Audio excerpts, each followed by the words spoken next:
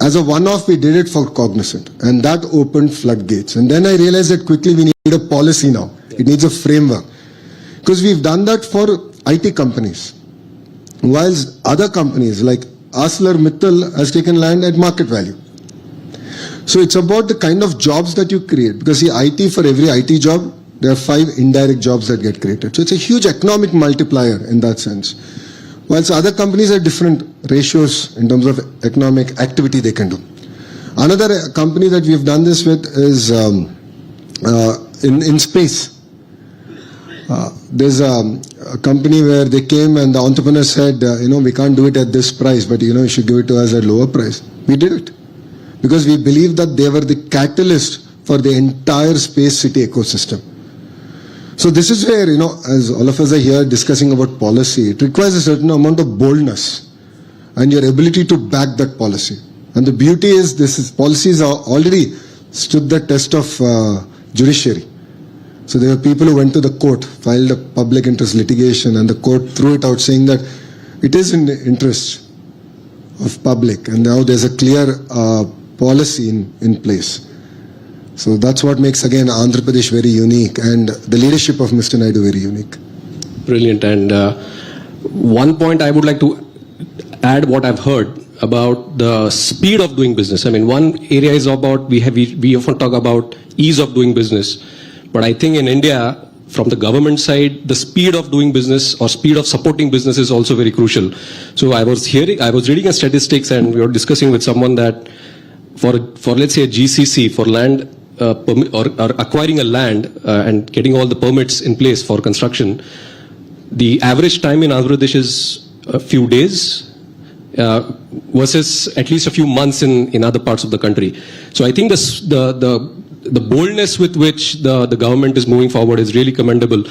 If you can elaborate a little more on the speed of doing business and some instances that you have when it comes to technology, how technology is being used to improve the speed of governance, speed of supporting businesses. I think that will also enlighten the audience. So this entire speed came about in a car where I was driving Chandraji back to the airport. So the chairman of Tata Sons, sir, is vice chairman of our economic council. So as soon as our government came in, he came to call on the chief minister. So I was driving sir back to the airport. I said, because I wouldn't get 45 minutes with him otherwise. So I said, chalo, let me now get in the car, let me talk to him. So I said, what is your advice to me? I asked Chandra sir, what is your advice to me? He said, speed. Because today, even a medium enterprise is investing thousands of crores in capital expenditure. And a 6-month delay in government inefficiency is going to throw the entire business plan out. Now think about it from Tata's perspective. We are doing billions of dollars of investment. So speed is what you should deliver. And when I came back and I briefed the Honorable CM, this was the advice given. He started living, breathing it day in, day out. And he's made it our culture. So we all started talking about it. Every minister, every bureaucrat. It's now ingrained into our head that speed is what should differentiate us from other state governments. That's the first thing. So the culture is very important. While technology, WhatsApp or in website is there, if the government does not believe in it or the bureaucrats don't believe in it, if the culture is not there, you're going to fail. So the first ingredient is the culture, and that I believe we got it right. Technology bit, I believe we should do more. Well, yes, we have a single portal, we have a Manamitra where a lot of permissions are given. Now we are looking at every regulation, and I'm working with industry leaders to give me feedback. So I'm looking at, the head of logistics, India's best logistics player, to give me input. Ki boss, how do I relook at my entire regulation around it? How do I transform my RTA better? So we are going with it very systematically of transforming every regulation that is there, every act that is there.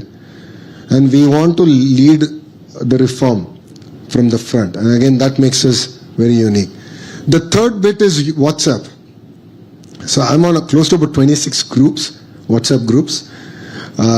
These are not your family groups, these are actually business groups. So we have one for ArcelorMittal, we have one for Google. So all major investments in Andhra Pradesh are personally tracked, monitored. I update to the global leadership of these companies that here is the status report. We are heading to Davos, we are meeting with all these companies. I'm going with my notes because if you look at certain entities like Tata's, right, they're investing across sectors from data center to solar cell manufacturing. So I go to Chandra sir with an update. Because, these are all the businesses, this is the status update, these are the timelines. So we have a very regimented approach, a very private sector bent of mind in that sense, of how we should not only sort of sign an MOU, but actually ensure that these projects are grounded. And all of you will be surprised, we actually don't have an MOU with ArcelorMittal. We don't have an MOU. We said it's waste of time. It's a waste of paper. And Aditya and I agreed about Andhra Pradesh on one Zoom call. So as soon as our government came in, I heard that ArcelorMittal was looking for an alternative location. I knew Adit for a long time, so I reached out to him. He said, okay, let's do a Zoom call. He had 3 specific asks. 2 of them had to do with the government of Andhra Pradesh, 1 with government of India. So our call was at 6:30 in the evening. And I said, normally I meet the Honorable CM in the morning at about 9:30. I said, I'll talk to him. I'll give you an update. 10:30, I said, all 3 are done. It's our responsibility to do it. And literally, after a Zoom call on one WhatsApp message, we clinched it. EC clearance is expected this week. This month or Feb, we're going to lay foundation to India's largest steel plant. So land is done. So we got the land. Incentive package is agreed. They have paid for the R&R package. Environmental clearance is now coming in. All this done in about 15-16 months. Again, Google is a great example. They wanted some clarity in terms of regulation, taxation. And we worked with our Honorable Finance Minister, Nirmala Sitharamanji. So the Honorable Chief Minister spoke to the Honorable Prime Minister, explained why this is not just about Andhra, but this is about India. And how geopolitically we can play a very important role by having data centers on our shore, on our soil. So we were able to do that. We are able to positively influence policy. And it's no longer just about one Google. It applies to Amazon, it applies to everyone else. So that's the kind of positive framework in which we actually work in terms of moving the needle even on the policy side of things. So I want to shift gears regarding the point you made about data centers and moving to your pet project on the Quantum Valley. But before that, one question that came to my mind was you spoke about the deregulation that you're initiating at the state. The central government, in last budget, they have set up a deregulation commission. And I think the central government has also recognized that the path to faster growth and goal towards Vikasit Bharat is how fast we can deregulate a lot of the sectors, decriminalize also a lot of the sectors. And I think the leadership that Andhra Pradesh has taken, there will be a lot of case studies from there. Because I think the center has done a lot of heavy lifting in the last 1 year. Now the states have to do their part by easing regulation, and so kudos to Andhra Pradesh for initiating that. Now, your pet project, the Quantum Valley, Amravati Quantum Valley, I think this has, it's really exciting when we hear about Amravati Quantum Valley. But frankly, including me, I don't think many people are aware what it actually is and what the significance of the Quantum Valley will be for the state as well as for the country. So if you can just enlighten us. I think it will be very unfair to say Quantum Valley is my pet project. Quantum Valley is the pet project of my Honorable Chief Minister. So he called me one day and said, I want to create the quantum ecosystem. And he's talking to me. I'm sitting opposite to him. I went on ChatGPT saying, give me a quick note on quantum computing. Because I honestly didn't know what it was. And I've publicly stated this multiple times. So Mr. Naidu is known to be a very keen listener. So it was IIT Madras, Vice Chancellor gave that input to him that quantum is the next frontier technology. Then he internalized it, he understood it, and then he called his minister. Though Stanford MBA who had no clue about quantum. And thanks to ChatGPT, I had a quick summary.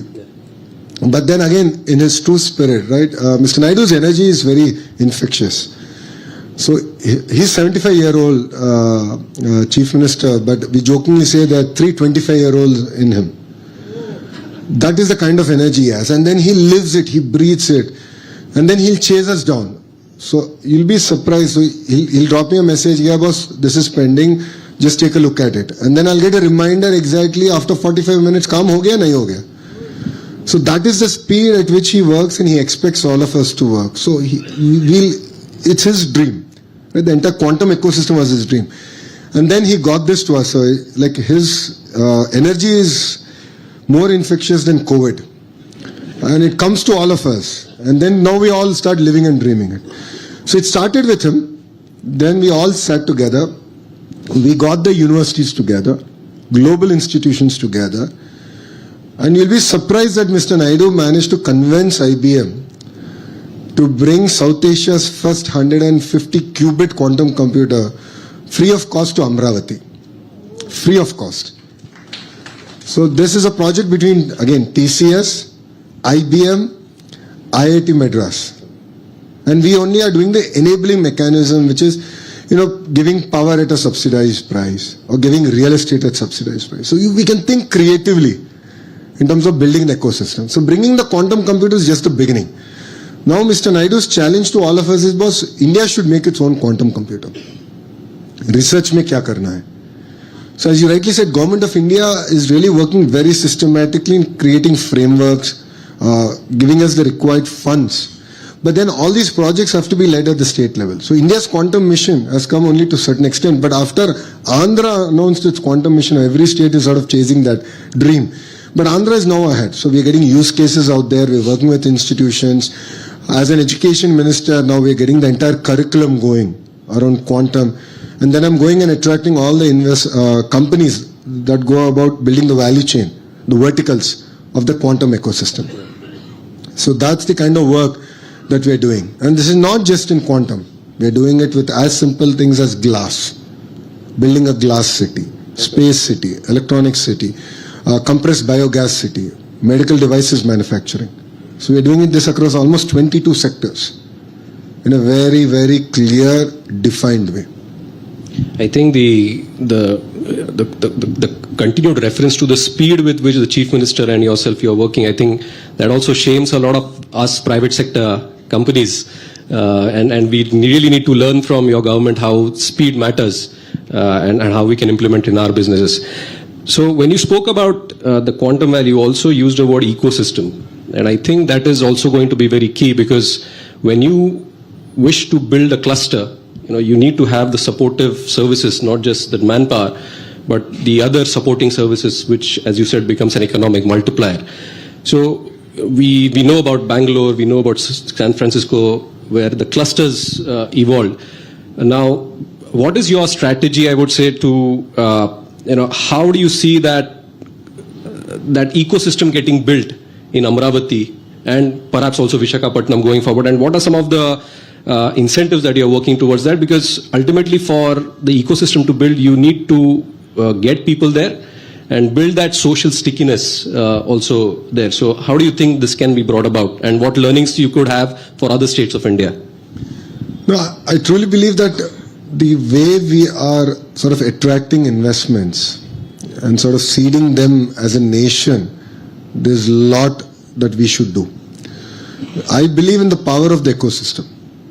And I call it vertical and horizontal integration in a cluster. Now, what do I mean by vertical and horizontal integration? Let's take mobile phone as a great example. You need the housing, you need the screen, the haptic engine, the Li battery, the packaging material, the accessories and all. My belief is that all this should be in a 100-kilometer radius ecosystem. This is what I call the verticals that go into this ecosystem. Now, horizontal is where, again, my ministry plays a very important role, education. So to have content ready, curriculum in place, are my ITI polytechnics doing their job in creating blue-collar employees, training them, certification. Then all these companies need to get their equipment certified. Is that ecosystem there? I'm sure none of you know one fact. 50% of India's air conditioners get manufactured in Andhra Pradesh. 50%. With LG, Blue Star and Daikin now coming in, it will go to 70% in the next 2 years. But then I'm now running behind them. I'm like, okay boss, give me the curriculum. Because you need workforce. You define the curriculum. We will implement it. We'll go about doing it. Then I'm working with the sort of testing agencies, certification agencies.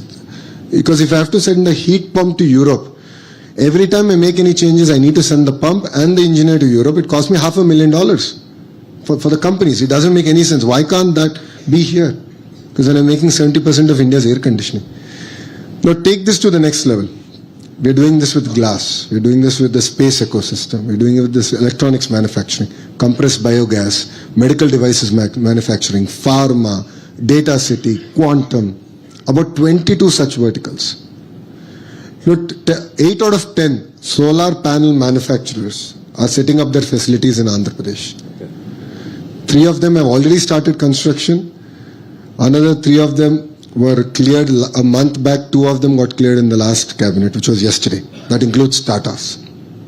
So 8 of them are doing. Now I have to build the entire ecosystem. So we're going about it very systematically, working with them, and then that's where education and all the supply chain sort of falls into place. And this is very important, not only for Andhra but for India. And that's where I believe that we have to do a very systematic approach as a nation. So, in addition to the ecosystem development, what you mentioned, I think we also need to look at how do we run these data centers in a sustainable way. And we all know that data centers consume a lot of energy. They need a lot of water for cooling. So how do these measures, what kind of measures the state government is looking at to look at sustainable development of these data centers and these clusters?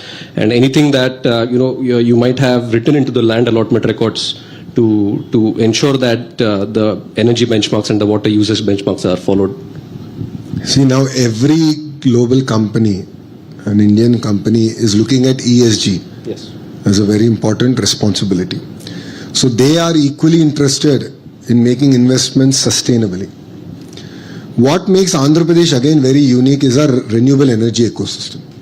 So we have solar, we have wind, and we have the pump storage projects. So I can give RTC renewable energy. And all these projects, one is already, 2 gigawatt PSP is already operational. Close to about now 20 gigawatts of PSP is going to become operational in the next almost 5 to 7 years. So I can give round the clock renewable energy at a price point that the world has never seen. So we are blessed with good terrain. So we have good terrain where all these projects can be seeded. We have good radiation. Andhra our summers are quite warm. So we have that advantage, and we have good wind zones. In the southern part of Andhra is very good wind zones.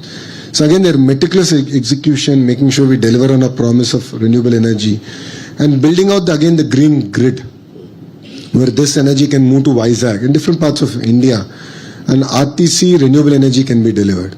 So that's where sustainability comes in. So yes, there will be a certain amount of base load that will be powered by gas, thermal, and fossil fuel. But the greater part of it is actually going to be renewable, and we are quite clear on it. And this is a conversation that we have had with all the companies that are making investments in the data city. That part is clear. In terms of water, again, if you look at Andhra, we have 2 major rivers, Krishna and Godavari. Krishna, there is water shortage, but Godavari has a lot of surplus. So thousands of TMC actually go waste every year. Now, Polavaram project is getting built to harness that. We're looking at lift irrigation projects where we're going to bring all that water to different parts of not only Andhra Pradesh, we can actually deliver water to Tamil Nadu and even Karnataka. So that is the way we're looking at it. So linking of rivers is going to be very, very critical in the long run. Water security is going to be very, very important. So CM's view is very clear. Not even a drop of water should go to the ocean. So we have to harness it, we have to store it. Again, we're using technology there to figure out how to move water cost effectively within the existing irrigation grid. So that's where we already have a lot of water, especially the northern part of the state has a surplus amount of water. So our ability to use it, harness it is going to be very important. And more as investments happen in the data center ecosystem, right? And globally I've seen even companies like Intel, where they're now using air-cooled systems, very, very cost-effective solutions. So more and more you will see cost-effective for the data centers. For data centers. So more and more cost-effective solutions are now coming about. So there will be transformation even in that sector. Great. The other area I would also like to touch upon is you have also been a very active supporter and initiator of process reforms for industrialization across Andhra Pradesh state. There are some, I've heard about some process reforms that you have initiated, and in fact, the Chancellor of Gokhale Institute, Mr. Sanjeev Sanyal, he has also initiated a lot of process reforms at the center, which are also helping the states. As you make the state pitch for investment, it is also inherent that investment would be looking at other green pastures outside of Andhra Pradesh, and you would be competing with a lot of states. So, what do you think is the secret sauce that Andhra Pradesh offers, and why a lot of companies now are choosing Andhra Pradesh versus other states, especially from a deregulation, from a process reforms perspective that you see? See, when states compete, India wins. That is my single mantra. Brilliant. States have to compete, then India wins. And competition is good. It makes us all fit. If states are complacent, we are going to lose. So today, if you look at investments, after Andhra Pradesh, it's Orissa that's attracting a lot of investments. Whoever thought about it? But they're doing amazing work. So for me, I know, okay, that's one state I need to watch out. Maharashtra is doing some amazing work. That's another state I need to watch out. So everyone is now starting on this reform cycle, and I believe that Andhra Pradesh should be number one. So in labor, we have done a lot of work. In speed of doing business, in single window clearance, we've done substantive work. But I believe it's just the beginning. I think we have to do a lot more to really deliver in spirit on the speed of doing business. So that's where I believe we differentiate. But the most fundamental thing is the culture and the approach of the political system and the bureaucratic system, that speed is the metrics on which we will all be measured on, is what makes us very unique. And please understand that policy changes have to happen, but it can only happen when there is a clear political will and backing. So what all of you see today is, yes, Andhra Pradesh is back, Andhra Pradesh is competing, we are number one in attracting investments. Yes, but a lot of political changes have happened before it. 50% of our MLAs who won in 2024 are first-timers. 50%. 17 out of the 25 ministers are first-timers. So I am actually one of the senior minister in Mr. Naidu's cabinet. It's not my grey beard. It's my second term. So that's the kind of political change that has come in before we were able to lead in terms of government. So this is very, very important.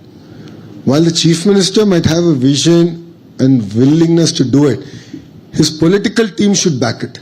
Every minister should live, breathe that vision. And I believe this is something that we all underestimate in India. So yes, single window clearance is important. Yes, having a single website on which we can get everything done is important. No second thoughts about it. AI is going to play an important role. WhatsApp will play an important role. But please also understand that the political support is very, very important. I believe it's actually one of the more primary pillars, where your legislatures, your ministers are supporting the vision of the government and the chief minister. Only then can such projects get grounded, seeded, executed to the level that India actually should execute. So when we talk about ease of doing business and speed of doing business, the other aspect that comes to my mind is the foreign direct investment into the country. Over the last 1 year, we have seen the issues associated with rupee depreciation and rupee volatility. And a lot of the economists and experts that we hear from, one of the underlying major factors has been the net inflows of FDI as a percentage of the GDP, which is affecting the rupee volatility. And a lot of FDI coming to India, which is the sticky capital versus the fleeting capital, what is FPIs. That sticky capital or FDI, foreign direct investment, they need certainty, they need ease of doing business, they need simple rules to build and run factories, and the center can only do so much, and the states have to do the heavy lifting. They have to pick up the mantle to ensure that FDI comes to the states, which benefits India as a whole. So from your perspective, given your experience with Google, that was a huge investment, a huge proud moment for the whole country.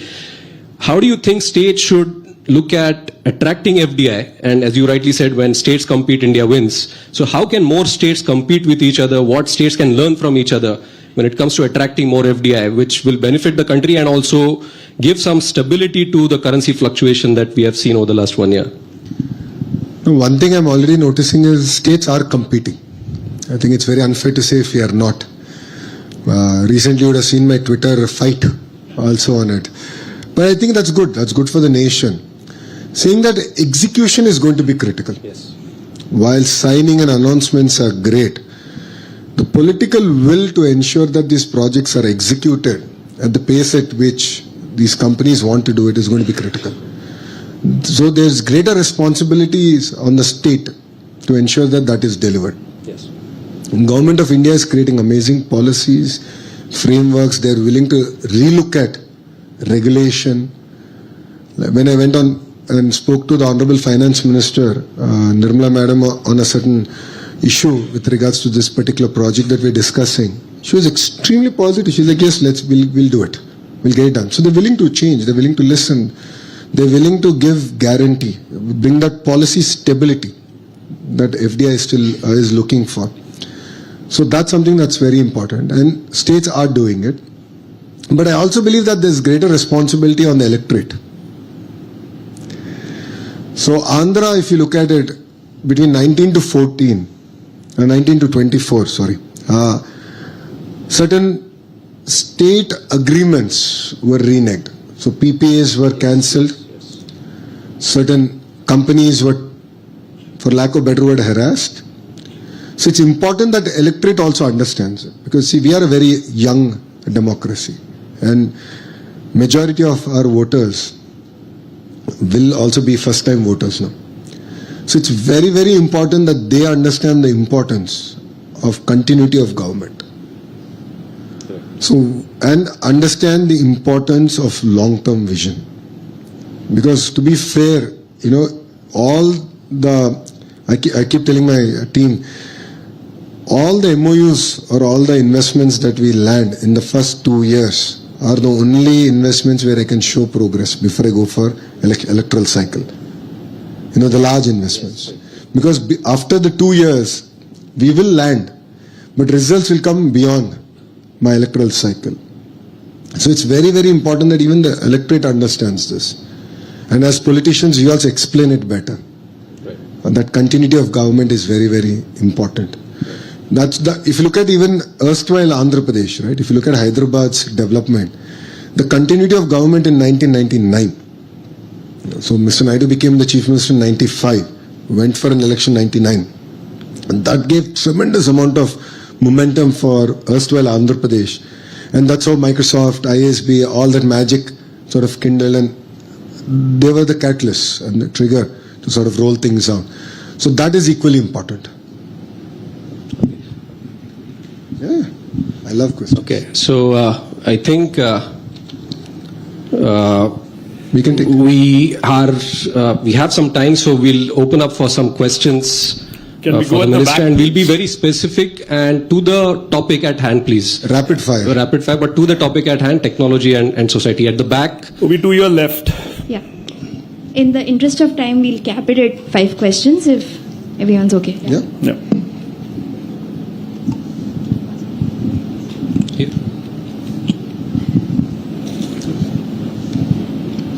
Thank you for the excellent session. I was waiting for this for quite long. I have 3 quick short questions. You have multiple portfolios which you are handling. All these portfolios are selected by you or offered by the CM? That is my question number 1. Sub-question to this is how the combination of all these ministries centered at one place is facilitating the growth of Andhra Pradesh. My second question is how you are leveraging the NRIs from let's say Andhra Pradesh or Telangana in terms of their talent, treasure for the development of Andhra Pradesh.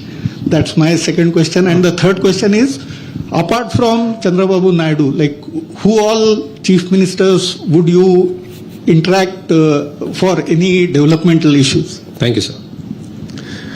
So, I'm sure all of you would have read my bio.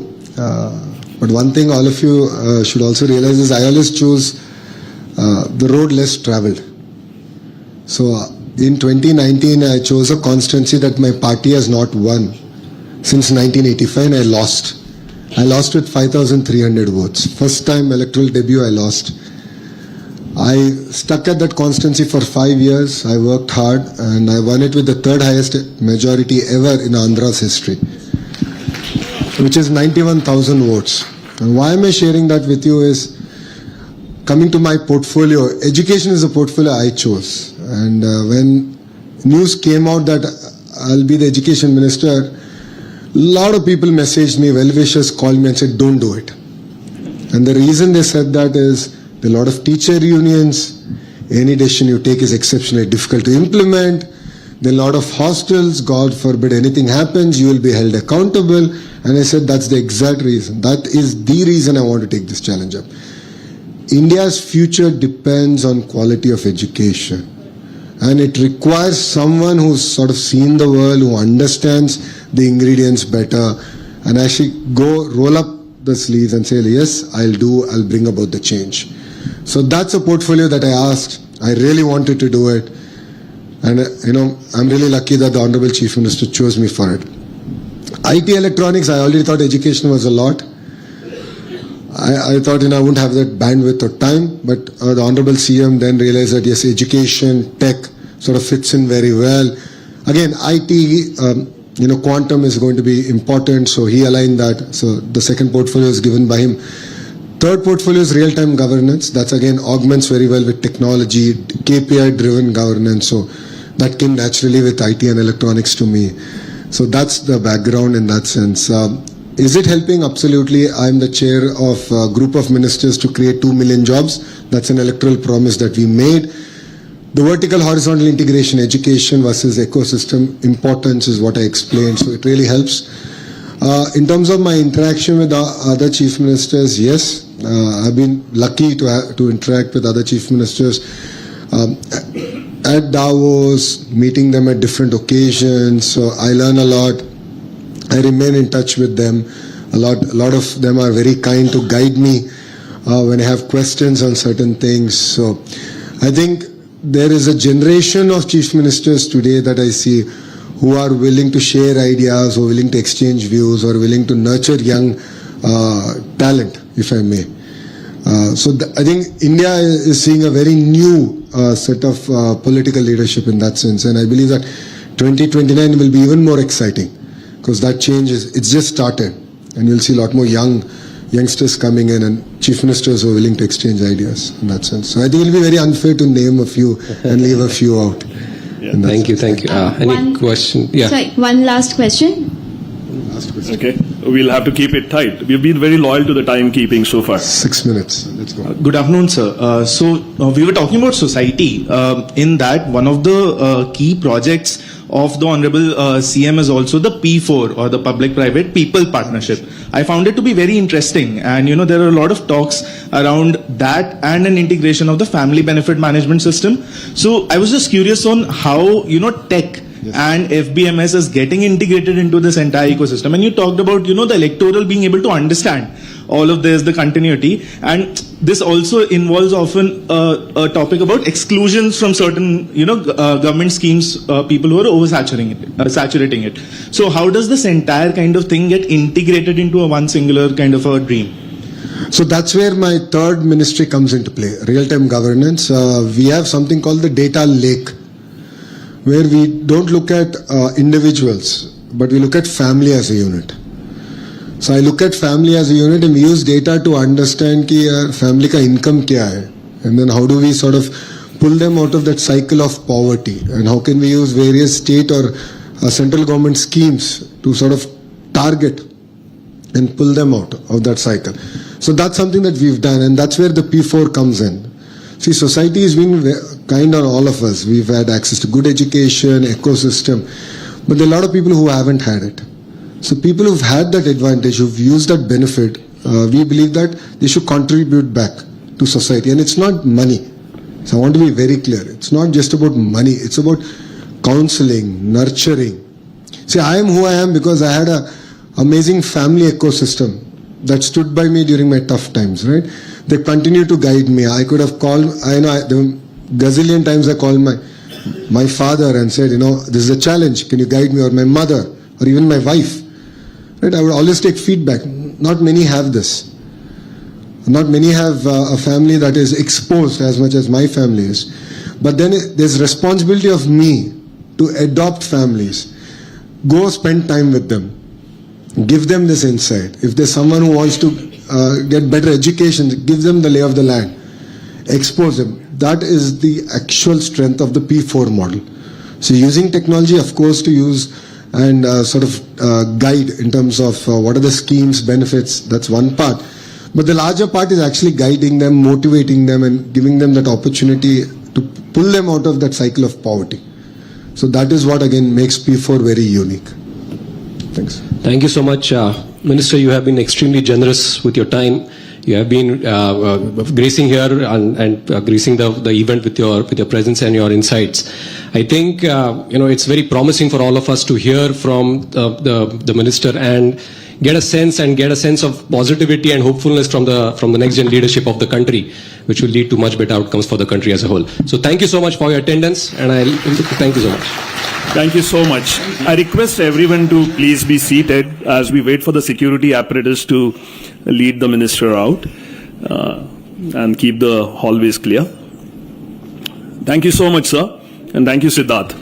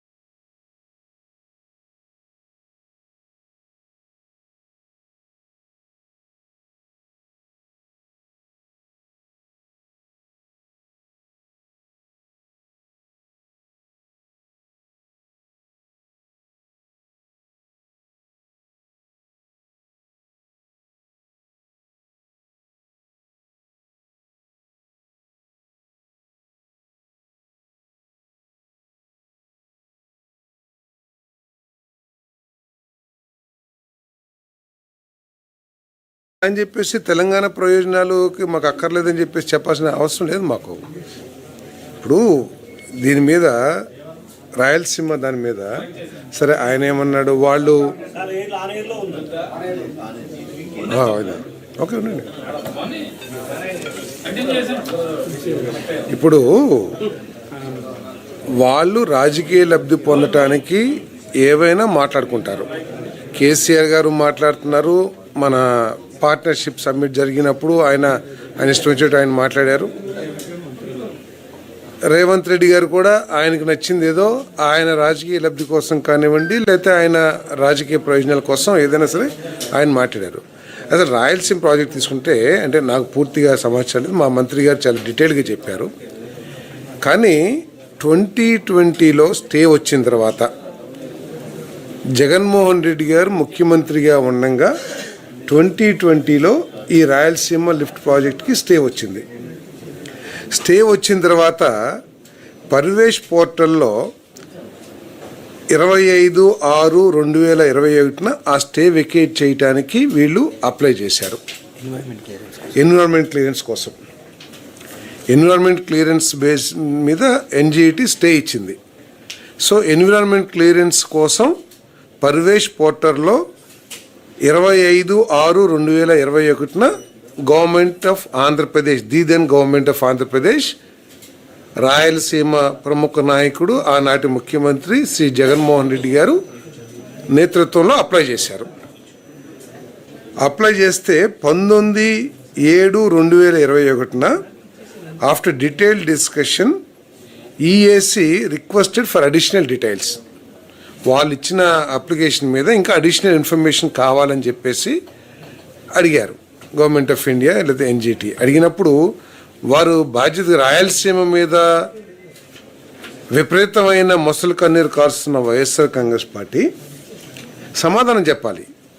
మీరు అధికారంలో ఉన్నప్పుడు 19/7/2021 అడిగిన information అడిగినప్పుడు మీకు నిజంగా రాయలసీమ ప్రాంతం మీద కానీ రాయలసీమ ప్రజల మీద కానీ ప్రేమ లేదా ఆపేక్ష ఉంటే, రాయలసీమ ప్రయోజనాలు కనుక మీకు ఇంపార్టెంట్ అయినట్లయితే వెంటనే 4 రోజుల్లోనో 2 నెలల్లోనో 3 నెలల్లోనో మీరు రిప్లై ఇవ్వాలి కదా. వారు అడిగిన దానికి ఇవ్వకోకుండా 11/10/2023 వరకు వాడు అప్లై ఏమి సబ్మిట్ చేయాల. 11/10/2023 లిస్ట్ అయింది, అది రీలిస్ట్ అయింది మళ్ళీ కేసు. అప్పటిదాకా కూడా వాళ్ళు సబ్మిట్ చేయకపోవటం మూలంగా దాన్ని రీలిస్ట్ చేశారు. అంటే గవర్నమెంట్ ఆఫ్ ఆంధ్రప్రదేశ్ నుంచి ఎటువంటి సమాచారం రాలేదని చెప్పేసి వారు రీలిస్ట్ చేశారు. ఎందుకు ఆనాటి ఆంధ్రప్రదేశ్ ప్రభుత్వం, జగన్మోహన్ రెడ్డి గారి నాయకత్వంలోని వైఎస్ఆర్ కాంగ్రెస్ ప్రభుత్వం, రాయలసీమ గురించి మొసలి కన్నీరు కరుస్తున్న వైఎస్ఆర్ పార్టీ ఎందుకు ఈ ఎన్ని సంవత్సరాలండి, 21 నుంచి 23 దాకా, అంటే 2 సంవత్సరాల 4 నెలలు, 2 సంవత్సరాల 4 నెలలు ఎందుకు కామ్గా ఉన్నారు? ఎందుకు దీనికి కావాల్సిన సమాచారం సబ్మిట్ చేసి వారు ఆ స్టేని ఎత్తేయించుకోవటానికి లేకపోతే ఎన్విరాన్మెంట్ క్లియరెన్స్ సాధించడానికి ఎందుకు ప్రయత్నం చేయలేదో ఈరోజు సమాధానం చెప్పాలి వైఎస్ఆర్ కాంగ్రెస్ పార్టీ. కరోనాలో ఉంటే ఏంటి, గవర్నమెంట్లు అన్ని మూసేసుకునే 24 దాకా 23 దాకా కరోనా ఉందా మీ ఉద్దేశ ప్రకారం? మీ ఉద్దేశ ప్రకారం 23 దాకా కరోనా ఉందని అడుగుతున్నాను. మీరు అడిగారు కాబట్టి 23 దాకా కరోనా ఉందని అన్నారు కాబట్టి మీరు 23 దాకా కరోనా ఉందా? ఆఫీసులు కూడా పనిచేసినాయి కదా. ఇటువంటి ఇంపార్టెంట్ వాటి మీద రాయలసీమ ప్రయోజనాల కోసం, రాయలసీమ ప్రజల కోసం మొసలి కన్నీరు కారుస్తున్న వైఎస్ఆర్ కాంగ్రెస్ పార్టీ 2 సంవత్సరాలు 4 నెలలు ఏం చేసింది? సమాధానం చెప్పాలి. వాళ్ళు ఆ సమాచారం ఇవ్వలేదు కాబట్టి మళ్ళీ రీలిస్ట్ 11/10/2023 అయింది. మరి 23 తర్వాత 24 వరకు కూడా ఆ గవర్నమెంట్ ఉంది కదా, మార్చి 24 వరకు కూడా, మార్చి 24 వరకు కూడా మీరు ఎందుకు సబ్మిట్ చేయలేదు? అంటే ఒక 5 సంవత్సరాలు మీకు ఒక మేబీ అది ఎన్నో ఒక 100 పేజీలో లేదా 200 పేజీలు లేదా ఒక 1000 పేజీలు ఉందనుకుందాం మనం. ఎందుకు సబ్మిట్ చేయలేదు అనేది ఈరోజు సమాధానం చెప్పాలా. ఓ రాయలసీమ గురించి ఓ మొసలి కన్నీరు కారుస్తున్న మన జగన్మోహన్ రెడ్డి గారు కానీ వారి పార్టీ నాయకులు కానీ ఎందుకు చేయలేదు, సబ్మిట్ చేయాలి. ఆఖరికి గవర్నమెంట్ మారిందనే ఉద్దేశంతో ఆగస్టు 2024న డీలిస్ట్ చేసేశారు. మళ్ళీ ఈ ప్రభుత్వం రాయలసీమ మీద ప్రేమ ఉంది కాబట్టే, రాయలసీమ మాకు ఘనమైన విజయాన్ని చేకూర్చింది కాబట్టే 18/2/2025న మేము సబ్మిట్ చేశాం. వాళ్ళు అడిగిన క్వరీలు కానీ లేకపోతే వారు అడిగిన ఎక్స్ప్లెనేషన్ ఏదైతే ఉందో అవన్నీ మేము చేసాం. అది మా చిత్తశుద్ధి. అంటే ఇంకా డీటెయిల్స్లోకి సంబంధిత మంత్రి గారు వెళ్తారు కానీ ఈ డేట్స్ కొద్దిగా ఇన్ఫర్మేషన్ నాకు ఉండి నేను మీకు తెలియజేస్తాను. అంటే వాళ్ళు ఏ విధంగా ప్రజల్ని మోసం చేస్తున్నారు. ఇప్పుడు అమరావతి గురించి మాట్లాడతారు. 2019 ముందు నేను సూట్ కేసు పట్టుకుని వచ్చేస్తాను, మీరు ఎక్కడ, అది అధికారంలో ఉన్న ప్రభుత్వం నిర్ణయించాలి కాబట్టి మీరు ఎక్కడ నిర్ణయిస్తే అక్కడికి నేను సూట్ కేసు పట్టుకొచ్చేస్తాను అని చెప్పేసి ఆయన ఆ రోజు మాట్లాడారు. మళ్ళీ సరే 5 సంవత్సరాలు రకరకాల, ఇప్పుడు ఏదో అంటున్నారు, ఏదో హెచ్ఓడి ఎక్కడ కూర్చుంటే అక్కడికి, సీఎం ఎక్కడ కూర్చుంటే అక్కడ క్యాప్టెన్ అంటారు. అంటే చెట్టు కింద మనం కూర్చుంటే అదే మన ఇల్లా? కదండి. ఎక్కడ కూర్చుంటే అక్కడంటే ఒక స్థానం అంటూ ఉండాలి కదా. మీకు కానీ నాకు కానీ మీరందరూ ఇళ్ల స్థలాలు అడుగుతున్నారు, ఇల్లు కావాలన్నారు. ఎందుకు ఒక స్థానం కావాలి ప్రతి ఒక్కరి కుటుంబానికి కానీ ప్రభుత్వానికి కానీ ఒక సంస్థకు కానీ ఒక స్థానం కావాలి. స్థానం లేకుండా ఎట్లా? సో 5 సంవత్సరాలు అటువంటి స్థానం లేకోకుండా ఆంధ్రప్రదేశ్ని ఆగమ్య గోచరంలో పెట్టిన జగన్మోహన్ రెడ్డి గారు అధికారం కోల్పోయిన తర్వాత ఏం మాట్లాడారు? మేము తప్పుగా అర్థం చేసుకున్నాము, మేము ప్రజల భావన అర్థం చేసుకోలేదు ఏదో చెప్పి మేము అమరావతికి కట్టుబడి ఉన్నామన్నారా లేదా? మీరు చెప్పండి, అన్నారా లేదా? అని మళ్ళీ జగన్మోహన్ రెడ్డి గారు ఏంటి ఈరోజు ఏదో నదీ గర్భంలో ఉంది, అది ఉంది, ఇది ఉంది అంటారంటే నదీ గర్భంలో ఉందో అక్కడ నిర్మాణ యోగ్యమో కాదు అనేది ఇక్కడ వేల కోట్ల రూపాయలు ఇస్తున్న కేంద్ర ప్రభుత్వానికి, వేల కోట్ల రూపాయలు ఇస్తున్న అంతర్జాతీయ ఆర్థిక సంస్థలకి తెలియని సాంకేతిక పరిజ్ఞానం జగన్మోహన్ రెడ్డి గారికి ఒక్కరికే ఉందేమో నాకు తెలియదు. అందరూ కూడా ఇన్ని వేల కోట్లు ఇచ్చేటప్పుడు, లేకపోతే జగన్మోహన్ రెడ్డి గారు 5 సంవత్సరాలు ఈ అమరావతిని ఏ విధంగా కించపరచాలో, ఏ విధంగా చీల్చి చెండాడారు కదా, ఇవన్నీ అందరికీ తెలిసిందే కదా. తెలిసినా కూడా కేంద్ర ప్రభుత్వ సంస్థలు, అంతర్జాతీయ ఆర్థిక సంస్థలు ఇవన్నీ కూడా ఆర్థిక సాయం చేస్తున్నాయి అంటే ఆయన భావించినట్లు ఆయన ఏదో కళలో ఊహాలోకంలో ఉన్నారో, లేకపోతే ఆయన గురించి పెద్ద పెద్ద మాటలు కొంతమంది ఏదో మతి భ్రమిస్తాయని అవన్నీ నేను మాట్లాడాను. కానీ అవి ఆయన ఈ విధంగా ఇంకా అమరావతి మీద విషయం చిమ్మటం అనేది కరెక్ట్ కాదనేది నా అభిప్రాయం. సార్ ఇది నా పని నేను చేసుకున్నాను. నేనేదో ఊరినే ప్రెస్ మీట్ పెట్టి బయట ఏదో మిత్రులు చెప్పారు ప్రెస్ మీట్ ఏదో పెట్టారని చెప్పేసి దానికోసం అని చెప్పేసి నేనేదో మాట్లాడాను తప్పితే ఏదండి నాకు తెలియదు. నేను బయట చెప్పారు నాకు. సార్ పాయింట్స్ ఏమైనా ఉన్నాయా అని అడిగాను నేను. ఎనర్జీ